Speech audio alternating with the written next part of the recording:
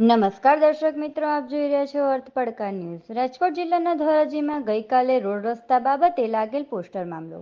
ધોરાજીના સ્થાનિકોએ ઉબડખાબડ રોડ રસ્તા બાબતે તંત્રને જગાડવા માટે લગાવ્યા હતા પોસ્ટર લાગ્યા બાદ નગરપાલિકા અને આરએનબી તંત્ર જાગ્યું। ખાડા બુરવ માટે તંત્રએ રસ્તા પર માટી મોરમ નાખવાનું શરૂ કર્યું। માટી મોરમ નાખતા લોકોમાં અને રાહદારીઓમાં ભારે રોષ। સ્થાનિક લોકોનો આક્ષેપ કે તંત્ર દ્વારા રસ્તા રિપેર કરવાની બદલે રસ્તા પર મોટા પથ્થર અને માટી નાખી। તંત્ર દ્વારા રોડ રસ્તાના કોન્ટ્રાક્ટરને છાવરવામાં આવતા હોવાના પણ લાગ્યા આક્ષેપ। માટી મોરમને કારણે વાહન સ્લીપ થવાના બનાવો બનશે।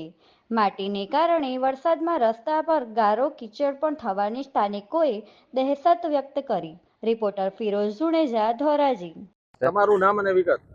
નામ ઢાકેચા પ્રતિક મહેશભાઈ, ધોરાજી। ધોરાજીની અંદર ચારે કોર પોસ્ટર બેનર ધોરાજીના લોકોએ લગાવેલા હતા, જેના રોડ રસ્તામાં ખાડા, પાણી, કાદવ કીચડના કારણે વાહન સ્લીપ થવાના કારણે બધાએ પોસ્ટર મારેલા હતા, જેને